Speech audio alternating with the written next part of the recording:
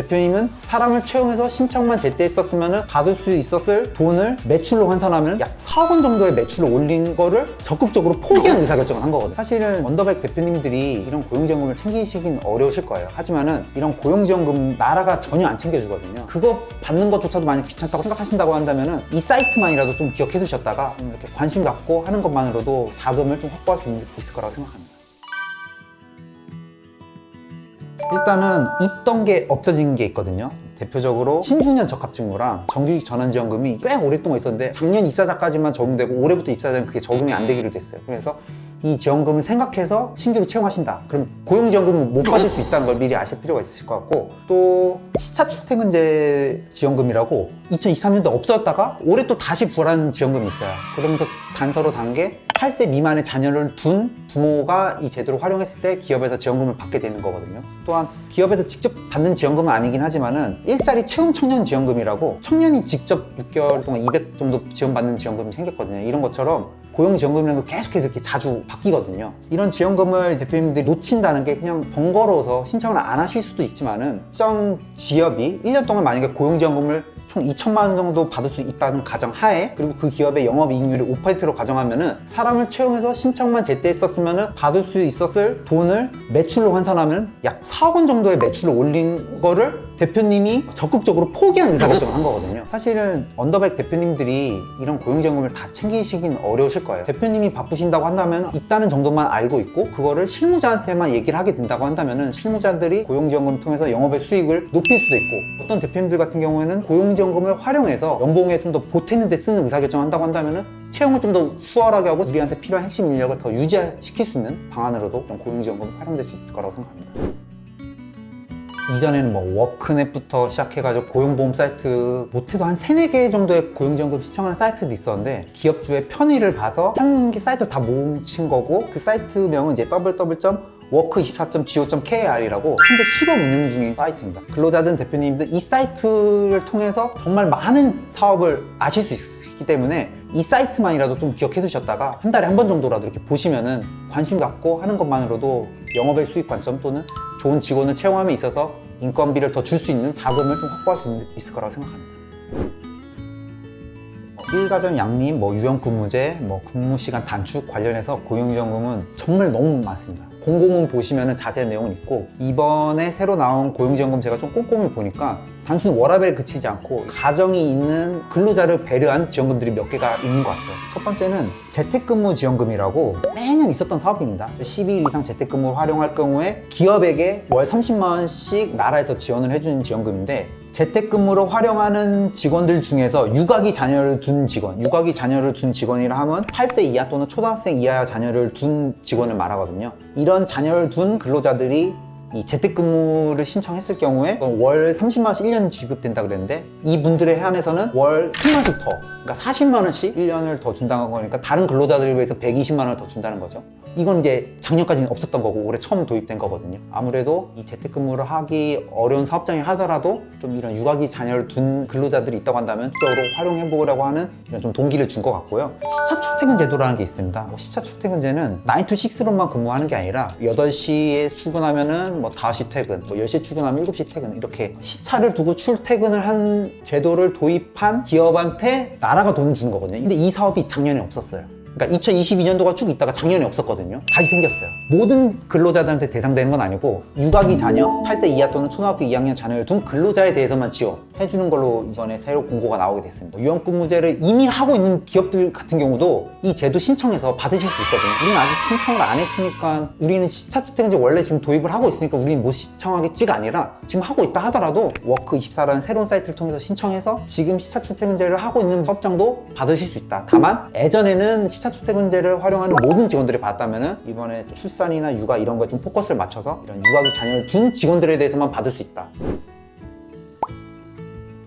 이 사업 같은 경우는 2023년도 10월 1일 이후로 제조업, 여기서 나라가 말한 제조업이랑 고용보험상 사업장의 한국표준산업분류 대분류가 C인 제조기업, 이거 어려우시면 그냥 세무서나 농무부에 물어보시면 돼요. 고용보험사 제조업인 기업이 있냐고 그냥 물어보시면 되거든요. 대표님들 이 사업 생각해 주시면 좋을 것 같은 게 2023년도 10월 이후로 혹시 우리 중에 채용자가 있다고 한다면은 그 사람에 대해서 신청할 수 있는 사업이고요. 그리고 2024년 9월 30일까지 채용자까지 한정적인 사업입니다. 아쉽지만은 사람을 뽑았다고 해서 대표님이 받는 지원금은 아니에요. 그럼 이 지원금 누가 받는 거면은 청년 내일 채용제 같이 근로자가 받는 겁니다. 근로자가 총 6개월 동안 근무하게 되게 되면은 이제 100만 원씩 나눠서 총 2번을 받게 되는데, 어찌 보면은 대표님이 받는 혜택이 아니니까 상관없을 거라고 생각할 수도 있겠지만 이거 생각을 조금만 바꿔보시면은 이미 기존 직원들한테는 작년 10월 2일 이후 입사한 분 같은 경우는 이런 지원금을 통해서 장기 근속의 의지가 생길 수도 있는 거고, 아직 안 뽑으신 대표님 같은 경우에는 굳이 비율을 따지면은 복리후생제도 같이 제조업에 있는 기업에서 청년을 채용했을 경우에 활용할 수 있는 좋은 정보라고 생각해서 올해 처음 나온 거기 때문에 관심 가져주시면 좋을 것 같습니다. 저는 이렇게 생각합니다. 고용지원 관련해서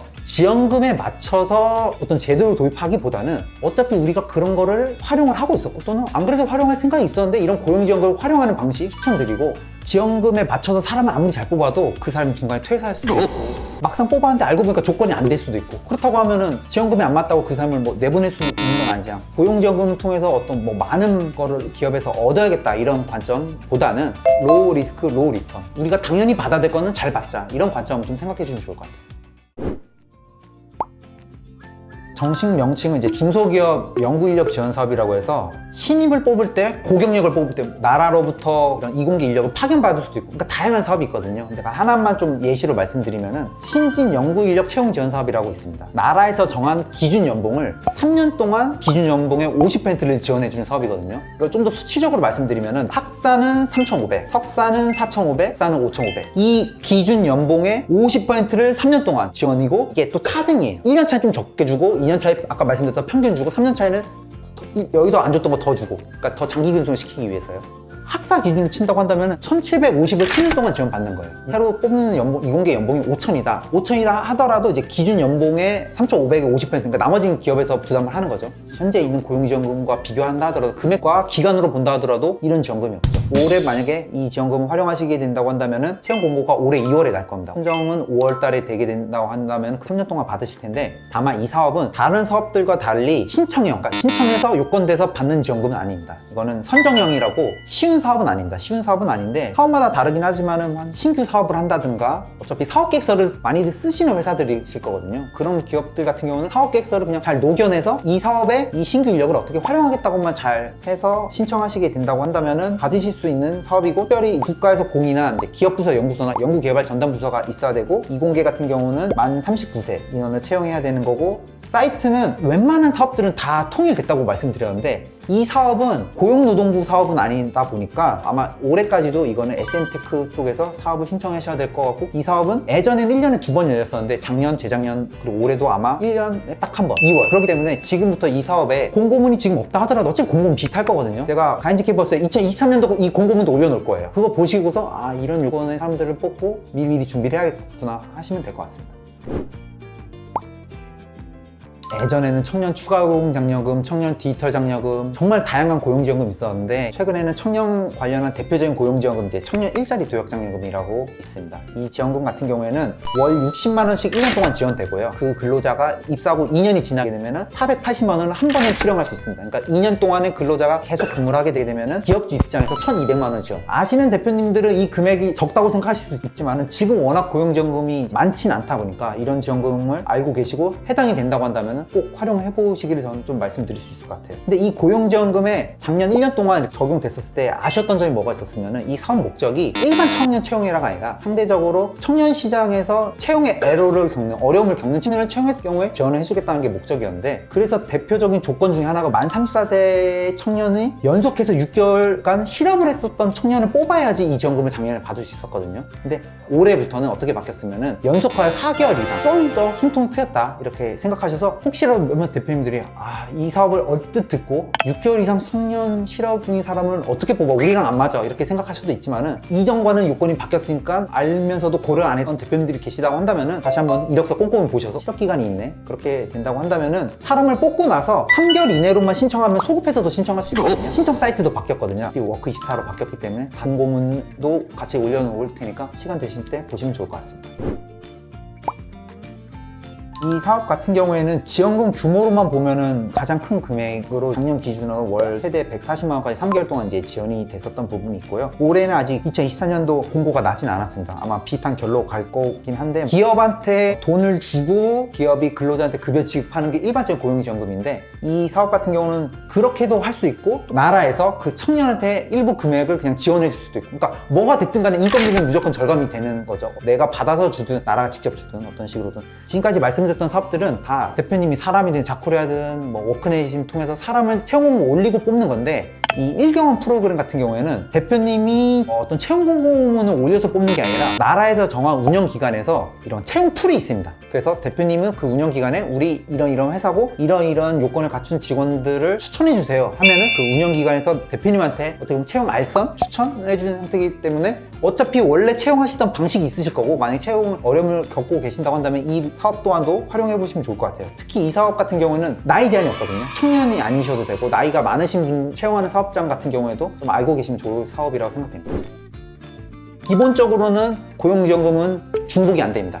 예외적으로 중복이 되는 경우들이 있거든요. 하나를 받게 되게 되면 다른 하나 지원금 아예 못 받는 경우도 있고 청년 일자리 도약장려금 같은 경우는 처음에 60만 원씩 1년 동안 받거든요. 근데 초반에 한 40만 원 정도로 3개월 동안 다른 지원금을 받는다. 그러면은 여기에 차액인 20만 원은 3개월만 받고 또 나머지 1년 6개월은 계속 60만 원씩을 받을 수 있고 이렇게 해도 되는 지원금도 있고 또 어떤 지원금은 무조건 중복이 안 되는 지원금도 있고 그거는 각각 사업마다 판단해봐야 될 텐데 이런 판단 또한도 대표님이 다 하실 필요가 없고요. 어떤 고용지원금은 직접 공무원한테 신청하는 지원금도 있고 어떤 지원금은 지침도 한 100페이지 되고 정말 내용이 엄청 많거든요. 그래서 나라에서 운영기관이라는 걸 뽑았어요. 그래서 그 운영기관에 그냥 물어보시면 돼요. 이거 우리 중복 되냐 안 되냐. 근데 질문도 뭘 알아야지 질문할 수 있는 거니까 최소한 정도로는 좀 이해도가 있는 상태에서 공무원이 됐든 이런 민간 운영기관이 됐든 이들을 좀 괴롭히시면은 불법 부정수급 이슈도 없어지면서 원하시는 거 다 잘 받으실 수 있을 거라 생각됩니다. 고용지원금이라는 게 이걸로 큰 돈을 벌겠다고 대표님들이 잘못 오해를 하신 경우들이 있거든요. 그렇게 된다고 한다면 이제 부정수급 이슈가 더 발생해서 오히려 내가 혜택 받았던 것보다 더 나라 돌려줘야 될 수도 있기 때문에 대표님들이 가능하면은 잘 알고 신청하는 게 좋다. 그래서 제가 오늘 유튜브를 통해서 말씀드린 건 한계가 있기 때문에 2024년도에 나온 채용 공고문 간지 캠퍼스에다가 다 올려놓을 거고 현재 제가 컨설턴트로서 대표님들한테 설명하기 위해서 만든 또 강의 파일도 있거든요. 그것 또한 같이 올려놓을 테니까 대표님들이 바쁘신다 하더라면 그 자료라도 다운받으셔서 직원분들한테 우리 이런 거 한번 알아보자. 혹시 놓치고 있는 거 있으면 받아보자. 그렇게 안내를 해주시고 안 되는 걸 받기보다는 당연히 받을 수 있는 권리는 대표님들이 꼭 찾아서 누리셨으면 좋겠습니다.